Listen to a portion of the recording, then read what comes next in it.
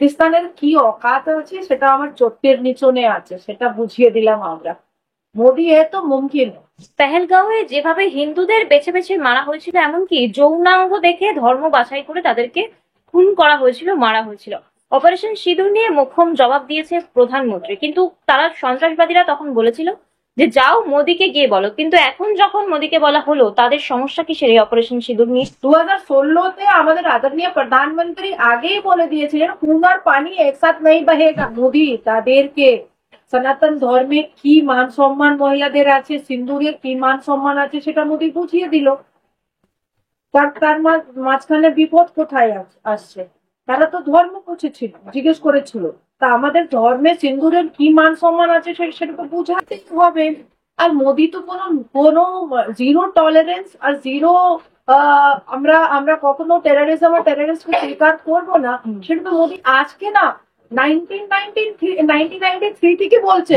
কার ছিল সেটা মোদিও চুপ করে বসে যাবে, সেটা ওরা বুঝতে পারলো না। এবার ভাববে कि লাইলাহাতে বেশি তাকত না আদরণীয় প্রধানমন্ত্রী যা শ্রীমদ ভগবত গীতা পড়েছে তার তার তার মধ্যে বেশি তাকত, সেটা বুঝে নেবে।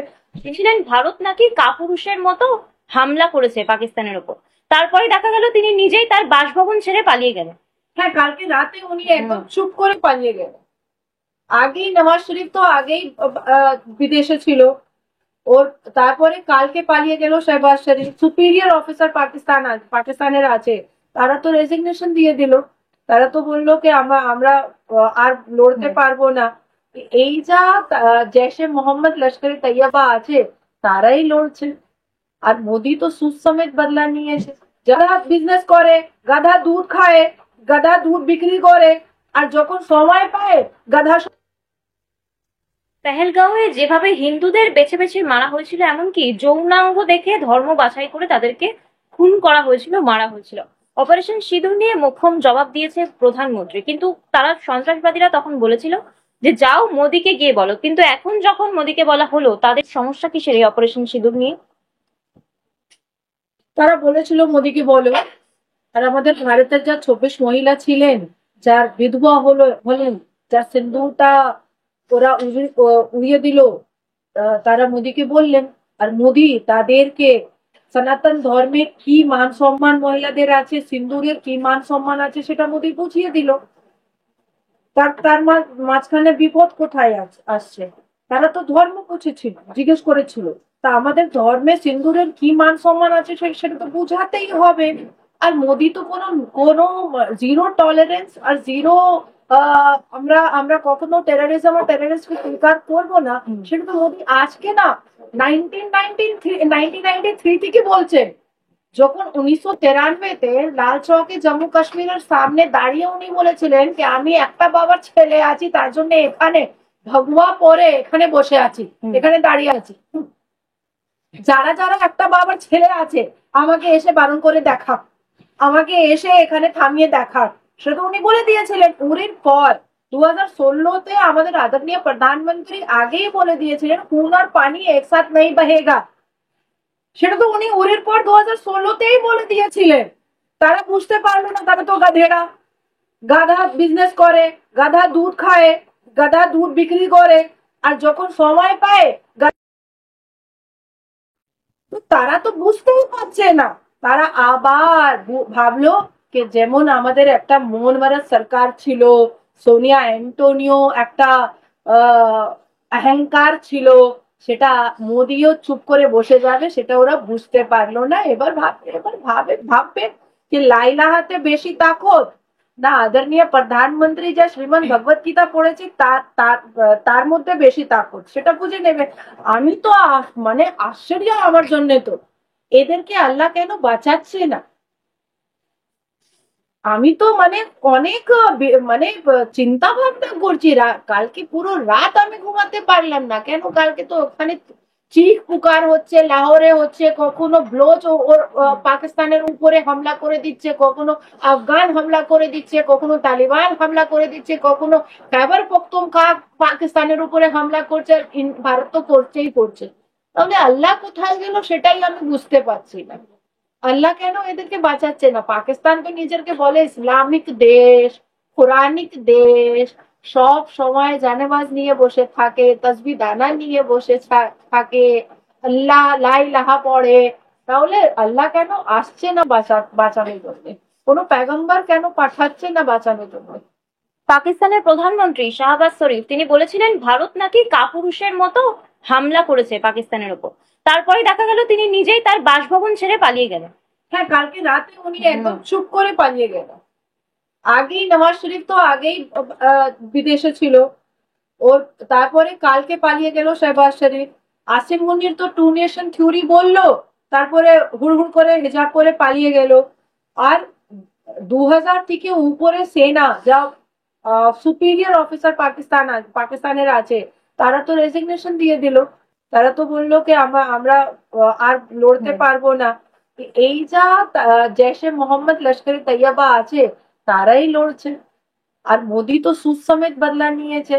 যা 1999-তে যা খান্দারে যা মাসুদ আজহারের যা ভাই ছিল সেটাও মারা গেল। তো পুরো বদলা সুদ সমেত মোদি নিচ্ছে। পাকিস্তানের কি অকাত আছে সেটা আমার চোখের নিচনে আছে, সেটা বুঝিয়ে দিলাম আমরা। মোদি এ তো মুমকিন। বাংলাদেশ কি পাকিস্তানকে দেখে ভয় পাচ্ছে? কারণ কিছুদিন আগে ইউনূসের উপদেষ্টা তিনি পোস্ট করেছিলেন যে এবার শান্তি চাই। না না, ভয় পাচ্ছে না। এরা গিরগিট মতন কাজ করে। আজকে যদি আপনি আজকে ভারতের সেনা এত এত বড় কাজ করছে, আপনি এই বোমটা নিয়ে একটু মাটিয়াপুর চলে যান, না হয় কোনো উত্তর দেবে না, না হয় আপনাকে ভয় দেখিয়ে পালিয়ে দেবে, পালাবে, বলবে না আমি কিছু বলবো না, আমি কিছু বলবো না। কেন ও বলতে বলতে পারবে না পাকিস্তানের বিরুদ্ধে? তার তারটা তার যা একটা হিডেন কথা আছে সেটাও আমি আপনাকে বলে দিচ্ছি। পাকিস্তানে যা কায়দে আজম আছে, যা লম্পট আপনার জিন্না, ও বলেছিল যখন আমি আমেরিকাতে ছিলাম, লম্পট জিন্না বলেছিল কি আমেরিকাতে প্রফেট মোহাম্মদ সাল্লাল্লাহু আলাইহি ওয়াসাল্লাম ওর সামনে এসেছিল। তার জন্যই এই ভারতের মুসলমান জিন্নাকে খুব প্রেম করে।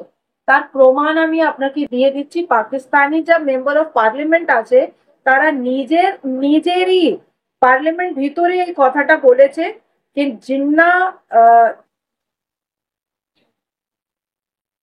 জিন্নার স্বপ্নাতে প্রফেট মোহাম্মদ এসেছিল। দেখুন,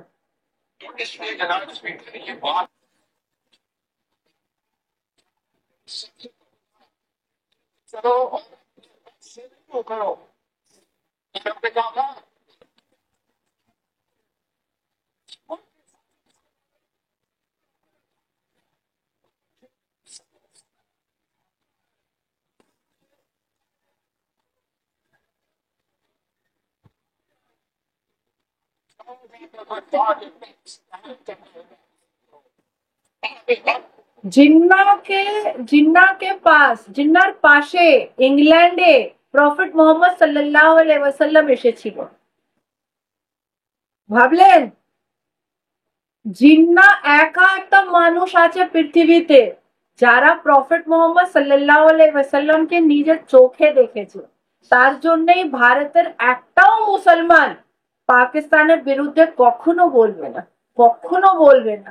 আর যদি আমার কথাটা আপনাকে একটা মানে কোয়েশ্চেনেবল লাগছে, তাহলে আপনি এই এই ফুটটা ক্রস করে কলাবাগান চলে যান, ওখানে জিজ্ঞেস করুন कि পাকিস্তানে যা জৈশে মোহাম্মদ আতঙ্কবাদীরা যা মারা যাচ্ছে, আপনার কি কথা? ও বলবে আমি বলবো না।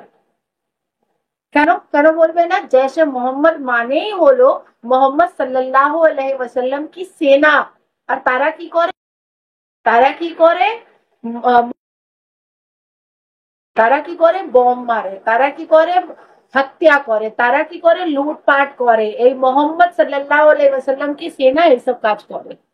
বাংলাদেশ আর পাকিস্তান যদি একসঙ্গে হয় তবে কি তা ভারতীয় সেনাদের জন্য কোনো বিপদ ডেকে আনতে পারে? এসব ইয়ার্কি করবেন না।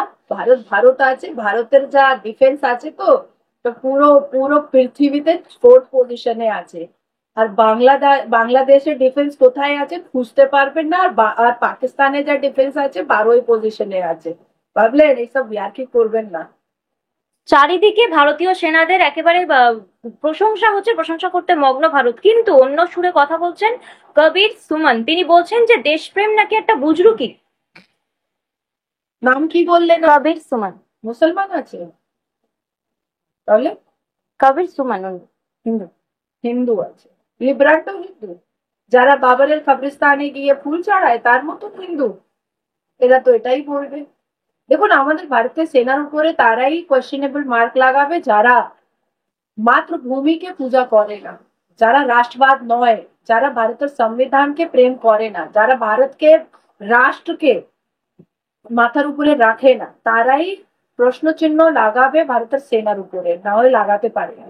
তার মতে দেশপ্রেমে কোনো মানব প্রেম নেই, কোনো পশু পাখির জন্য প্রেম নেই। তারা অস্ত্র চালাচ্ছে, যুদ্ধ হচ্ছে, কিন্তু পৃথিবীতে যারা কোনো ঘটনা ঘটাচ্ছে না তাদেরকে মরতে হচ্ছে, অনেক প্রাণীকে মরতে হচ্ছে, এই মন্তব্য করছেন তিনি। যারা 26 মহিলা যার স্বামী মারা গেল, তারা কে ছিল? তারা জীবিত ছিল? কারা হনিমুন করতে গেল, কারা ঘুরতে গেল, কারা বাচ্চাদেরকে নিয়ে ভ্যাকেশনে গেল, তারা কেন মরলো? তারা কেন মরলো? আর এই যা লম্পাট মতো বড় বড় কথা বলছে, মহরমে যা ঘোড়াকে চাবুক মারে শিয়া মুসলমানরা, তখন মুখটা বন্ধ হয়ে যায়? তখন মুখটা কোথায় যায়? যখন আজমল কাসাব এসে সাধারণ ইনোসেন্ট মানুষকে গুলি করে দিল, তখন মুখটা বন্ধ হয়ে গেল? যখন 1989 থেকে 1991 কাশ্মীরি পন্ডিতের যা জেনোসাইড হলো, তখন মুখটা বন্ধ হয়ে গেল? কেন? কি হলো? মুর্শিদাবাদে যা হলো, তখন মুখটা বন্ধ হয়ে গেল? যা বাংলাদেশে যা এত এত হিন্দুদেরকে অত্যাচারিত করা হলো, তাদের খতনাটা দেখে দেখে মারা হলো, যত যত ওখানে সাধু সন্ত ছিল তাকে মতের ঘাট উতারা হলো, যত হিন্দু মহিলা ছিল তার সঙ্গে রেপ করা হলো, তখন এর এর মুখের ভিতরে কি ছিল? ছিল না বিল্লো রানী বিলাবল ভুট্টোর? বিজেপি এই নিয়ে রাজনীতি করছে এবং ভুয়ো ভিডিও, ফেক ভিডিও পোস্ট করে সেটাকে ভারত পাকিস্তানের যুদ্ধ বলে চালাচ্ছে। এই পোস্ট দেখা গেল মহুয়া মিত্রর এক্স হ্যান্ডেলে। কি বলবেন?